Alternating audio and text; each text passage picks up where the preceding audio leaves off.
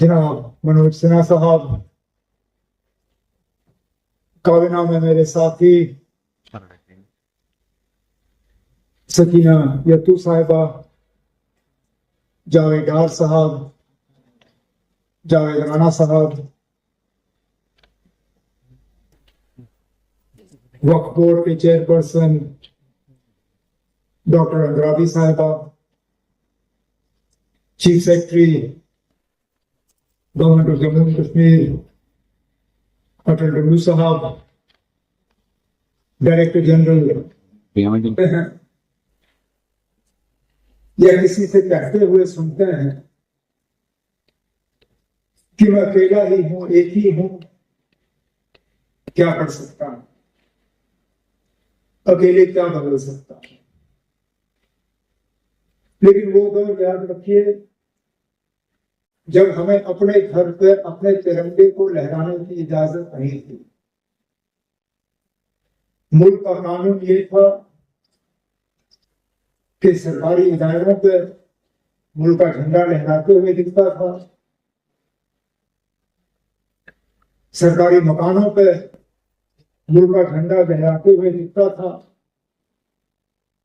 लेकिन अपने घरों पे, अपने दफ्तरों में, अपनी जगह हमें इस झंडे को लहराने की इजाजत नहीं थी।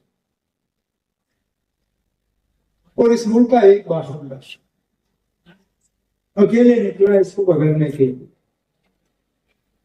वो सही है कि अपनी जगह उसके पास वो वसाइल थे, वो तरीके थे कि वो ये लड़ाई लड़ सकता था, लेकिन लड़ाई लड़ने का इरादा उसको कहां से मिला? वो अमेरिका पढ़ने गया था और वहां देखा आसपास उसके जो दोस्त थे अमेरिका के, उनके कमरों में उनके मुल्क के झंडे जो है वो नजर आते थे, लेकिन अपने कमरे में वो मुल्क का झंडा जो है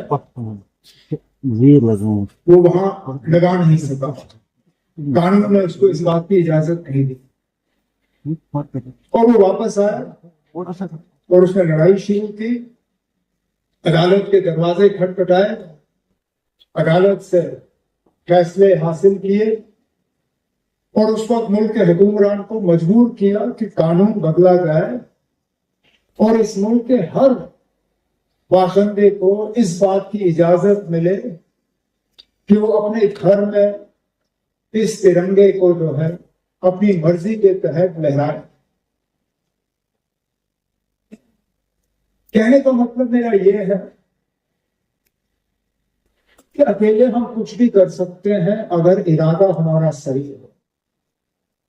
जिन लोगों ने इस झंडे के लिए, इस तिरंगे के लिए अपनी जान की कुर्बानी दी, जिन लोगों ने इस तिरंगे की रखवाली के लिए अपने कल की परवाह नहीं की, अपने आज को कुर्बान किया या अपने आज को कुर्बान करने के इरादे के साथ वो किसी ना किसी बेल्ट फोर्स के साथ जुड़ गए, उन्होंने कभी ये नहीं सोचा कि मैं अकेले क्या कर सकता हूं।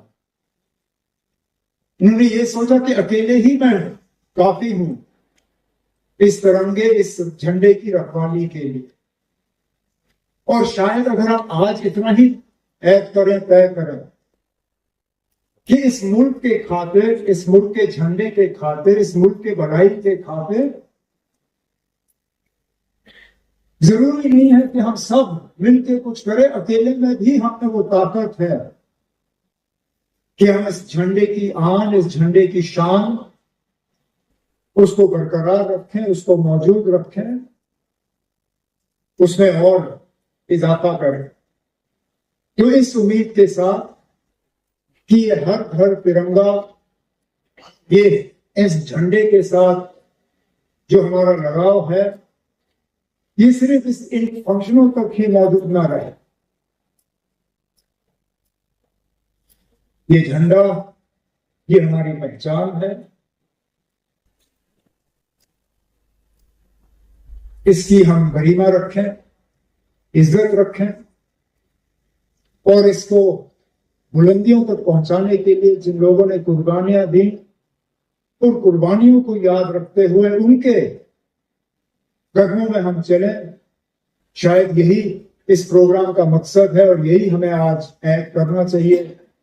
मैं इस मौके पर आप सब जो यहाँ आए और जो तिरंगे यात्रा में आपने शमूलियत की, उसके लिए शुक्रिया करते हुए आपसे इजाजत चाहता हूँ। जय हिंद, जय जम्मू कश्मीर।